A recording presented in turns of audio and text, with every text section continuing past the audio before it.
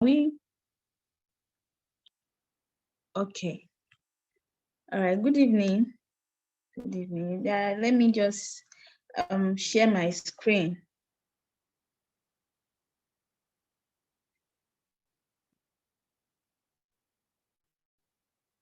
Sorry. Just give me a minute. Okay.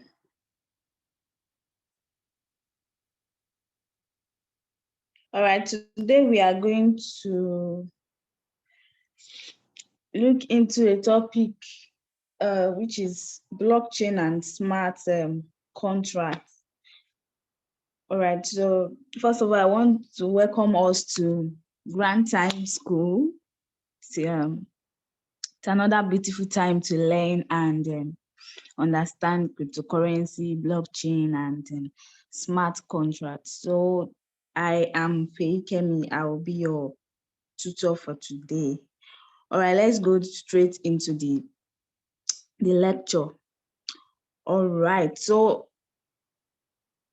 we are going to be looking a bit into the history of blockchain, how it came to place, what happened, and all of that. All right, so the adventure of cryptocurrency started fully with a creation of Bitcoin blockchain in 2008, and an hidden identity by Satoshi Nakamoto. We all know that the creator of, or the inventor, can we say the inventor or creator of Bitcoin is Satoshi, right? So, and this journey started in 2008. All right, so before Bitcoin came into being, there has been several attempts to create a decentralized means of payment. We all know how stressful centralized means of payment is, like trying to get permission from somebody, trying to verify. A lot of things can go on. A typical example of a centralized organization is our banking system. That's a typical example. You know that for you to be able to make some payments, it has to go through some set of people. You need to seek verification, you need to seek permission, you need to, the level of trust there is limited. You can't just do anything.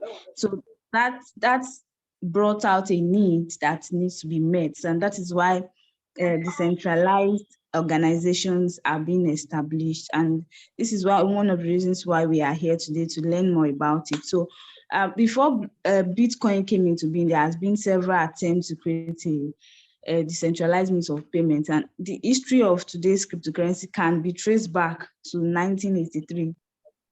Yeah, when an American cryptographer called David developed eCash. I don't know how many people remember that eCash, and later developed DigiCash too. That's 12 years later. Then the cryptocurrency was used to build confidentiality. That's the very most important thing which decentralized organizations do not have in economic transactions. Yeah, that's the first thing, confidentiality. I need you to know that. Then moving forward, then accepting Bitcoin as a means of payment started on 22nd of May. I believe you are hearing me and we can understand what I'm saying. So Bitcoin was accepted and it was approved to be used for payment 22nd of May 2010. All right, so we all hear about the Pizza, Binance, and all of that. So that is where that exactly came from. All right, so the cryptocurrency has since then developed into a wide accepted decentralized means of payment, featuring more than 5,000 cryptocurrencies, while thousands of new projects that are still under developing stage. All right, existence of smart contracts. So the cryptocurrency has developed into a very large, wide range over 5,000 cryptocurrencies, and we are still counting actually. All right, so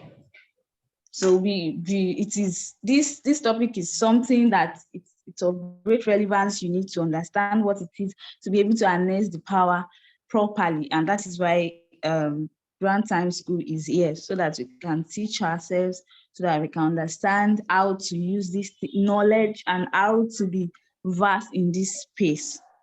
All right, moving forward, blockchain is a shared immutable ledger that facilitates the process of recording transactions and recording assets in a business network.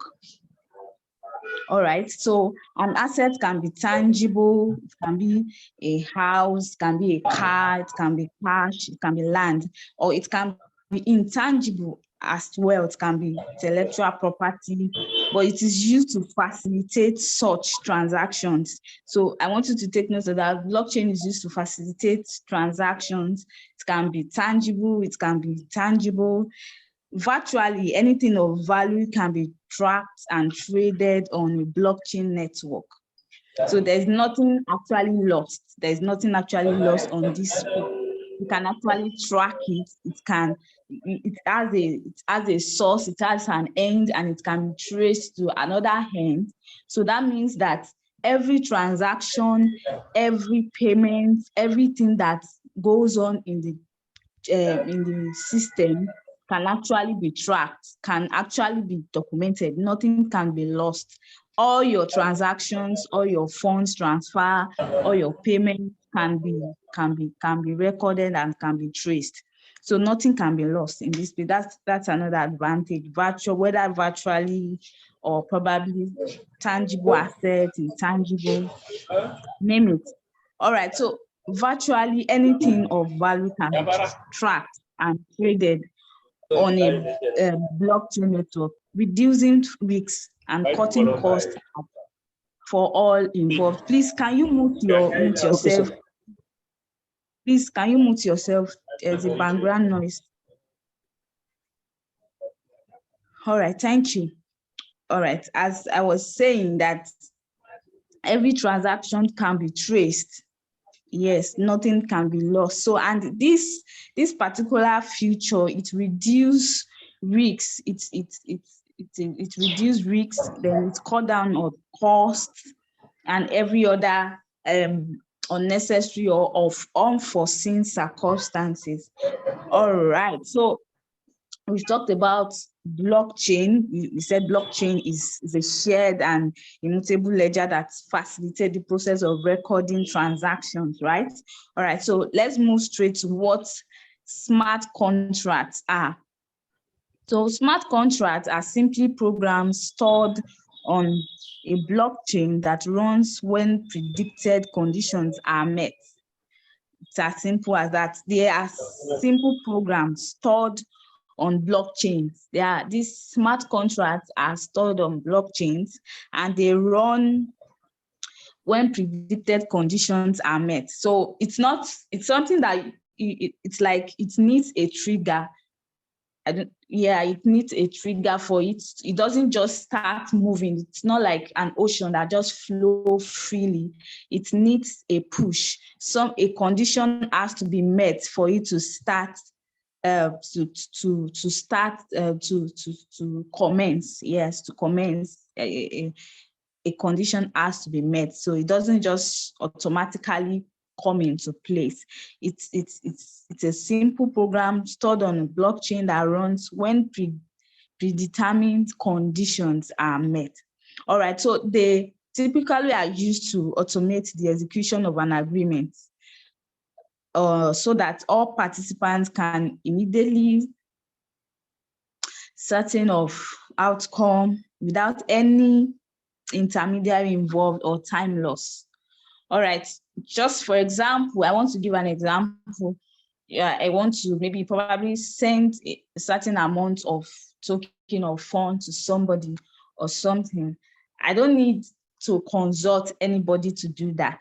What I just need to is to initiate the transfer to maybe, when you are on a certain blockchain, they'll ask you to to confirm whether you want to do this transaction or not. Once you confirm the transaction, immediately within seconds, it's going to transfer your phone. So that is exactly what's going on here. It's not going to be, once you just need an initiator. Once you initiate the transaction, yes, and the thing just goes through like that. So you don't have to sit, just like banking system, you don't have to sit for hours before your money is being sent out. You don't have to go back and all of that. So all of that it prevents time loss, it prevents unnecessary risks, and then it also helps to keep check of the profit loss. Yes. So how exactly does smart contract works? Yeah, so smart contracts works by following simple if, when, or then statements that are written into codes on a blockchain. I want to believe that we are following this.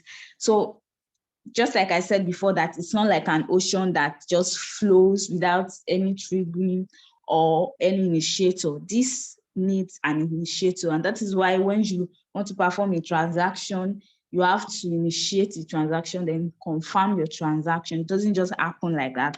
All right.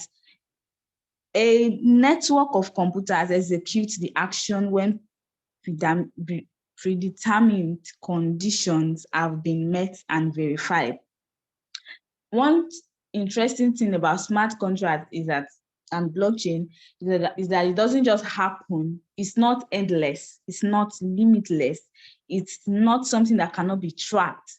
It can be tracked. It can be traced. If anything goes wrong, it can be traced. We can know where exactly the error comes from, and that alone can sideline or can reduce risks. It can reduce risks, yeah. So these actions could include releasing funds to the appropriate parties, a vehicle sending notifications, and issuing a ticket. It has a lot of uses. So the blockchain is then updated, then the transaction is completed. That means the transaction cannot be changed, and only parties who have been granted permission can see the results. All right, that means that not just anybody can just come and just check what you are doing, and that person will need an approver. It's just like your phone that has a fingerprint. Your phone has a fingerprint, and that fingerprint is particularly for it's just for you alone. Nobody else has your fingerprint. So you are the only one, sole proprietorship to that your phone to open it. Same thing with smart contract. Just like a fingerprint, you have access to it.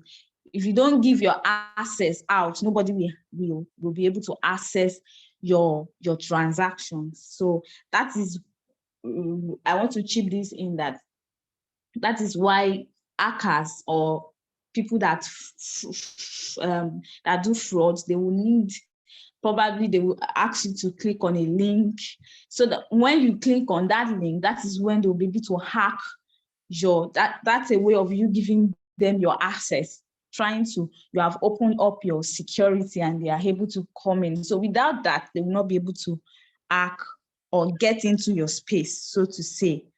All right, let's check up to the benefits of smart contracts. I've mentioned this before, that there is trust and transparency, unlike this decentralized system, the decentralized system like our banks and all of others, that you need to do a lot of check-ins and all of that. So this is not like that. You have a lot of trust and you have a lot of transparency, because there is no third party involved. There's no third party. Somebody does not need to approve. It's just a P2P or a B2B transaction. There's no middleman, there's no third party that can stop your transaction, or that can fraud you, or that can hinder your transaction or something like that. There's no third party. Just go from you to the next person that you want, that you are transacting with. That's so transparent and so easy. All right, another benefits is that security. It's very secure. Blockchain transaction records are they are so secure that, and this makes them very hard to hack. Just like I said the other time, that it's just like your phone that has a fingerprint on them. Except the fingerprint is used, your phone cannot be unlocked, or probably your face recognition, which is just solely for you alone. And how can somebody hack into your phone when probably the person use force on you and use your fingerprint, or probably somebody force you to open your phone, and you are vulnerable enough to give your password or your keys? That is the only way somebody can hack into your phone or your system. Same thing as this, unless you give your private keys, your personal address and all of that, it cannot be hacked into. So this is very secured and very, very secured. All right. So I would like to say that Grand Token is on Polygon network. All right. I would like to say that Grand Token is on Polygon network. As for many of us that do not know that Grand Token is on Polygon blockchain network. All right. And why is it on the Polygon blockchain network? I would like to explain that. First of all, I want you to know what Polygon is. All right. Polygon is a layer 2 or sidechain scaling solution that runs alongside the Ethereum blockchain, allowing for speedy transaction and low gas fee. We know that Ethereum network is one of the oldest network we have on the crypto space. And one of the side effects, or probably the disadvantage of this network, is that it has a very high gas fee and almost all the time congested. And that is why blockchain is being inaugurated, and Polygon is being inaugurated. And one of the advantage of Polygon is that it operates on a very low gas fee. I mean, very low gas fee, and its transaction is very, very fast. So you don't have to. It's unusual for it to be congested, or probably to have a lot of congestion and your transaction is not going through or something. It's very rare for that to happen. And another thing is, if you are a user, then your gas fee, the number of transactions you perform in a day, you might not even use up to like $5 for your gas fee. But on Ethereum network, I remember there was a time I performed a transaction on Ethereum network. My gas fee alone was $25. My gas fee alone was $25. So that is one thing that you need to understand about Ethereum network. The gas fee is they have crazy gas fee. The gas fee is crazy. All right, so that is an advantage that Grand Token has. We are on Polygon, and that means that whatever transaction you are performing, they are on low gas fee. There's no extreme, there's no crazy gas fee. You don't have to be scared of congestion, network congestion, or anything. All right, so the Polygon network allows you to do many things at the same time, which Ethereum might not allow you to do. Yeah, so I will just be emphasizing more on the low gas fee and the fast transaction rate. It's like I said before, that every network has a particular gas fee, just like Ethereum, just like Polygon, Solana, mention them. So all of them have a specific gas fee that you pay, but Ethereum is high. Everybody knows that. That is the major reason why, in fact, that is why I am so happy that Grand Token is on Polygon network, because number one, you don't have to do a lot of expenses on your gas fee. okay, maybe somebody asking me what is gas fee. Okay, when you do a transaction, probably, okay, for example, you want to transfer, maybe, let me say you want to transfer USDT. Okay, no, not USDT. You want to convert Matic to USDT or probably you want to transfer Matic to Binance or something. The charge, your charge, just like the charge that is being taxed of you is the gas fee. Yes, I don't know if you understand what I'm saying, but that's 0.001 Matic. That's 0.006 Matic. That is the gas fee. It's as little as that. But if it's an Ethereum transaction, then you will be looking into like 25 Matic, just for as an example, or you can be looking into 0.2 BNB, something like that, something that heavy. All right, so that is why for every transaction you perform on Polygon network, it is of low gas fee, and it is also fast. You don't need to wait for how many, in seconds your transaction is done.